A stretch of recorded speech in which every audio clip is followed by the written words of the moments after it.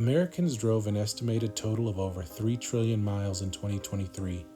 This led to the generation of 300 million waste tires. Waste tires, when stockpiled, are a hazard to the environment because they're easily combustible, they contain toxic chemicals, and they're perfect breeding grounds for vectors like mosquitoes that can carry diseases. Scientists have also recently identified a tire-derived chemical, 6-PPD, as the culprit in killing off various species of fish. As tires wear with usage, tire dust collects on roadways, and when it rains, the dust is washed into our waterways. This urban runoff is toxic for various species of aquatic life and has led to 90% decline in the coho salmon populations of California's coastal rivers. And in some areas, like the Eel River Basin, coho numbers have declined by up to 99%. This has been especially devastating for various Native American tribes who view the coho salmon as sacred. In a recent congressional hearing about 6-PPD, David Trout of the Nisqually Indian tribe describes how they've been affected. It's already having a devastating impact to our community. When I started with the Nisqually Indian tribe in 1987, we were fishing 105 days throughout the year sustainably. That meant my fishermen in our community were engaged with the Nisqually River and fished for abundant salmon populations.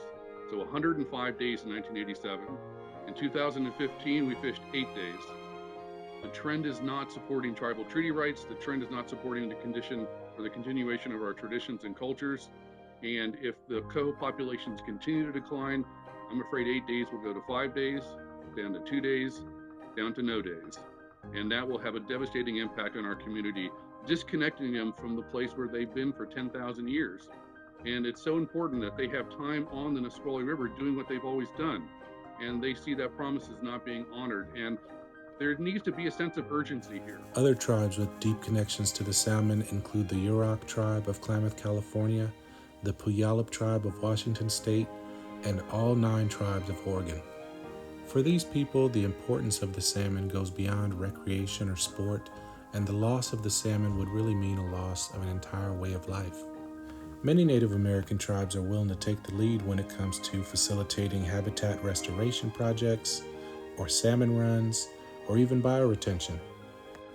Bioretention gardens like the one seen here are a simple solution that can collect rainwater and filter out pollutants like 6-PPD.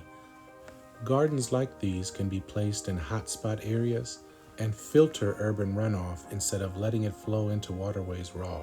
Another vulnerable population affected by waste tires are children. One of the acceptable uses of tire-derived crumb rubber is using it as infill in artificial turf. Crumb rubber infill gives the turf a bouncier feel and also keeps the blades of grass standing up, giving it a more natural look. The usage of crumb rubber and artificial turf has become controversial in recent years, as many athletes have accused it of causing cancer. Despite these claims, there's yet to be a study showing a clear connection between cancer and playing on artificial turf. Another way in which children interact with crumb rubber is through playgrounds. Crumb rubber is mixed with various binders and used to make flooring for playgrounds, giving it a more bouncier feel. Even with no known direct link to cancer, the question still must be asked: is it prudent to let our children play in cut-up tires? My target final output for this case study is to collaborate with other agencies, including the Office of Environmental Health Hazard Assessment of California and Department of Toxic Substance Control. I'd like to see if there's any recommendations for businesses that stockpile waste tires, sometimes thousands at a time. If there are any precautions beyond what regulations already require that can protect against environmental pollution or keep their employees safe. I would also like to see if there are any precautions for businesses that shred tires on site using a shredder like the one seen here. I've inspected many of these sites personally, and each time have been covered in black tire dust. Maybe this could lead to a recommendation for certain PPE for employees, or recommending that the business install some type of vacuum to collect dust.